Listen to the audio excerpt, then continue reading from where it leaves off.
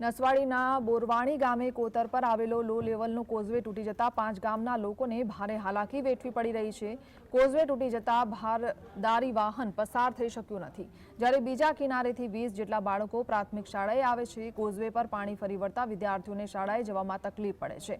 કોઝવેમાં નાખવામાં આવેલ પાઇપમાં પણ તિરાડો પડી ગઈ છે અને કોઝવેમાં વચ્ચે મોટો ખાડો પડી ગયો છે અને કોન્ક્રીટવાળો ભાગ ધોવાઈ ગયો છે, જેના કારણે હાલ વાહન ચાલકો કોઝવે પર પસાર થવા મજબૂર બન્યા છે। જો કે પરિસ્થિતિ એવી છે કે અહીંયાથી પસાર થવું પણ મુશ્કેલ છે।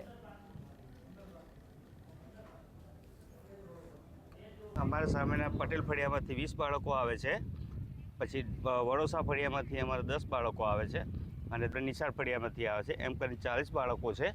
40 બાળકોમાંથી 30 બાળકો અમારે આ કોતર પાર કરીને આવે છે।